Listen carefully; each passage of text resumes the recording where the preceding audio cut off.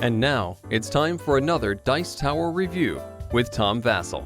Hey folks, I'm Tom Vasel, and today we're taking a look at a game called Marvel Smash Up. Now, Smash Up is a game that's been out for several years, and what the idea of Smash Up is that you take two things and put them together, like robots and dinosaurs, and you smash these two decks together, and now you have robot dinosaurs.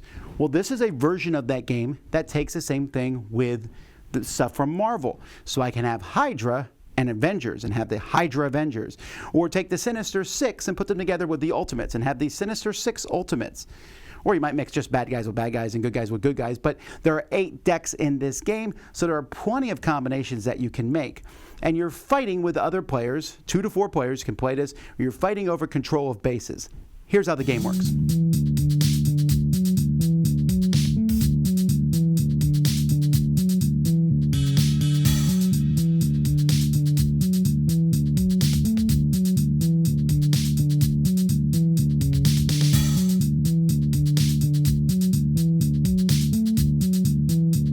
At the beginning of a game of Smash Up, you're going to pick a faction, and in this set there are 8 different factions. You're going to pick 2 of them, so you could be very formal and say, okay, I'll pick first, and you pick second, then Susan picks third and fourth, picks 2 factions, and we come back to you, and then I pick last.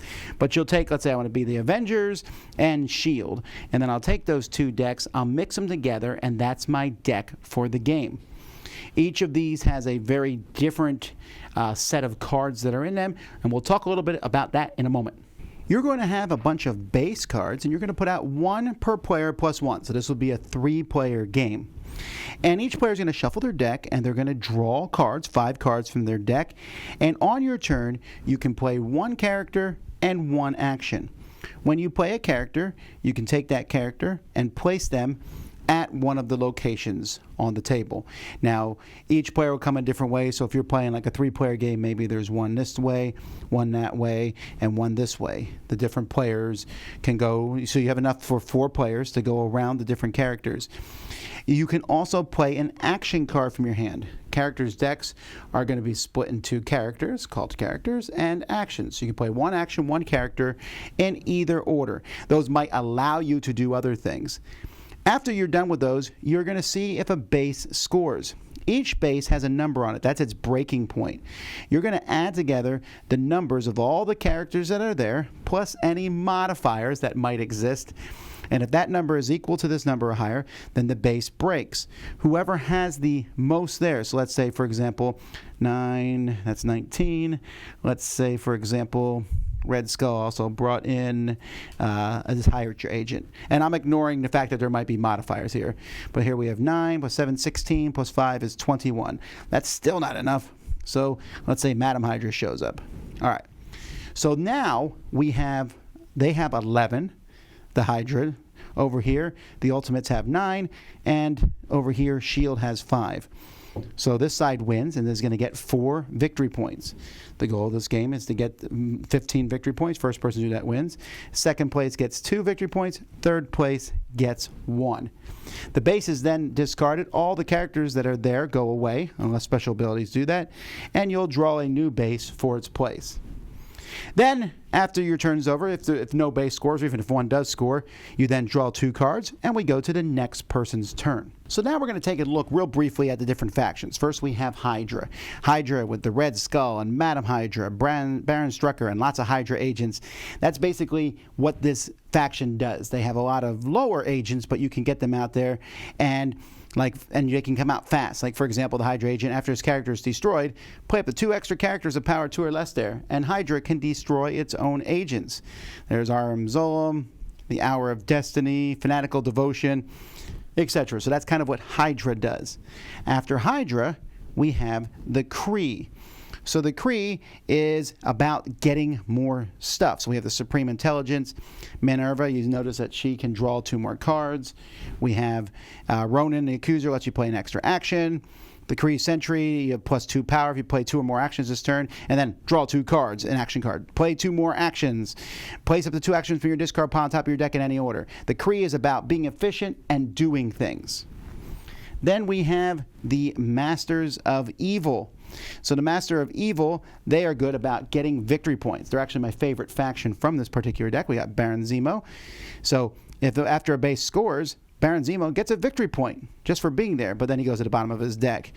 If you have victory points, that makes Claw better. Black Mamba, you get +1 power for every 4 victory points that you have, so the more victory points, the better they get. You can kill Absorbing Man, another character, to get a victory point. And there's different things like if you destroy, if this character had 5 more power, gain a victory point. Destroy one of your characters with power 4 more to gain a victory point. So the Masters of Evil will get victory points in other ways than just breaking a base. Then we have the Sinister Six. So the Sinister Six, which there is all 6 of them are in here. Well, 6 of the, there's been various Sinister Six teams throughout the years. But they are about making it easier to destroy bases. So there's ways that they can reduce the base's breakpoint. Like Dr. Octopus can reduce it by 4. Green Goblin can reduce it by 3. They also have a lot of base modifiers, but most of them just reduce it and make it easier to beat the base. They're not as powerful as some of the other factions, but they can make the base smaller and easier to take out. Those are the bad guy factions. Let's take a look at the good guy factions at this point. So first we have the Ultimates, and the Ultimates are about movement. So you can see here, Captain Marvel can move from base to base. So can Spectrum. America Chavez, when someone moves to or from her base, she gets a power. When he moves somewhere else, he gets +1 power. And then you have stuff that says move your characters to other bases, move a character to another base. That's kind of the whole point of them, is they have very high maneuverability. Then we have S.H.I.E.L.D. here with Nick Fury looking quite serious in this one, and they are all about playing cards in the right order. So we have Nick Fury playing extra action. If you play a character there, she gets +1 power. You can play a character power 2 or less there as an extra character. If all your characters are there, he gets +1 power. And so this is about playing different things, getting to play more characters, a little similar to Hydra in some sense, which kind of makes sense with them being S.H.I.E.L.D. You could play a S.H.I.E.L.D. Hydra deck. I think it would work very well.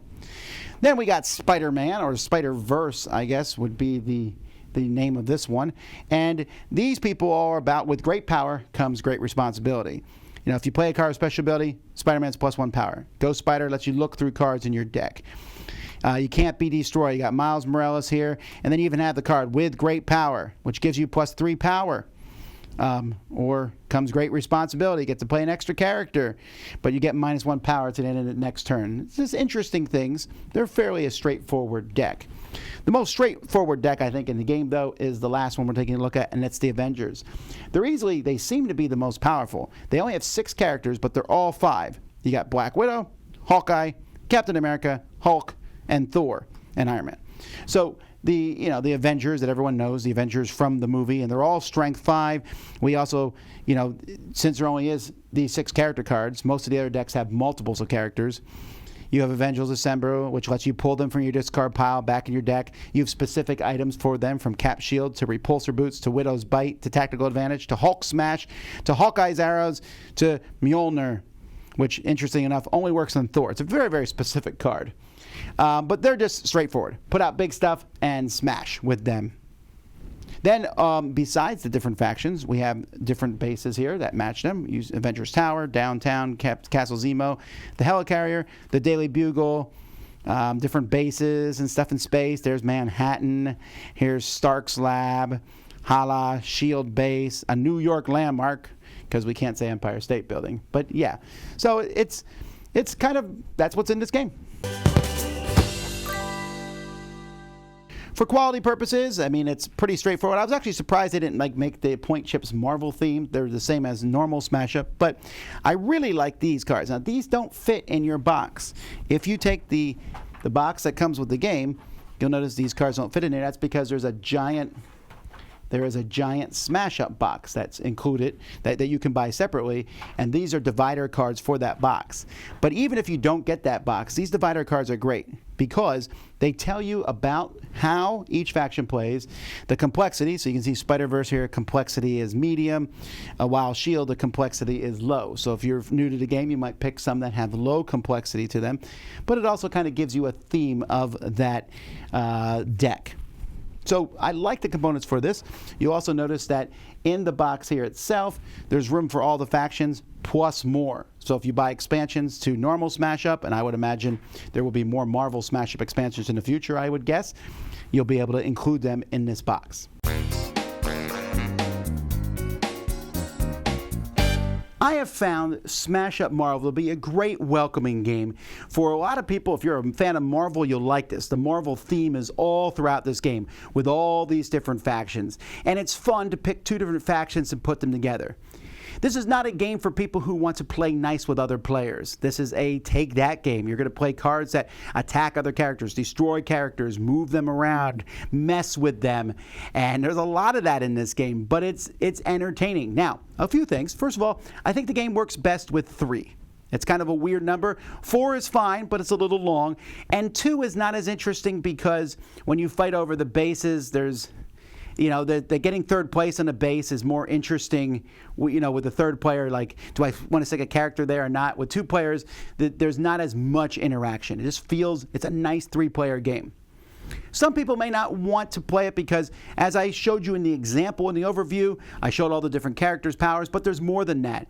If the Sinister Six in the game, the base point might be reduced, and there might be modifiers on these characters and things like that. So there's a little bit of what are we checking to see if we've beaten his base. Sometimes you have power on this turn only. So there's a decent amount of that going around. And it's also, there's a good chunk of luck in the game. It's fun to play and it's silly to play, but there's luck. That being said, I've liked Smash Up. I think it's a fine game. This is a theme I really enjoy, Marvel, and having the two together works really well. I also find it fun and amusing that you can mix these together with Smash Up. The only difference is in Smash Up they're called minions rather than characters, but other than that, everything crosses it. So if I want to play Zombie Avengers, I can do that. If I want to play the Sinister Six robots or Dinosaur Ultimates, I can put these matchups together. And that to me is fun. If you are a Smash Up fan and you've been collecting Smash Up, these factions for the most part are pretty basic, but they still manage to do things. I haven't seen one like the Avengers where you just have a pile of powerful characters. And the rest of the deck isn't amazing. You just have a lot of powerful characters. And the Masters of Evil could possibly be in my top 5 decks in Smash Up. And we're talking about a game that has 50, 60 plus decks at this point in time. So there's a lot of cool things in here. For me, the fun of this is going to be mixing it with the original game. I don't think that's too far off to do that, to mix, the Sinister Six with aliens and maybe wizards with the Kree. I find that sort of thing thematically works a little bit, and it doesn't seem like it breaks it. Marvel kind of fits in right with this Smash Up thing. And like I mentioned, you got Hydra and S.H.I.E.L.D. in the same deck. That could be pretty thematic in a sense. And so that's kind of cool. So if you like Smash Up, you're going to like this. It's more of the same. If you've never played Smash Up before, definitely think about it because it's a game where there's take that. And like I said, there's number crunching and things. But I played this with my family. We had a lot of fun doing it. There's a lot going on in the game, and I like it. So that's Smash Up Marvel. I'm Tom Vasel. We'll see you next time on the Dice Tower. Dice Tower Judgment approved.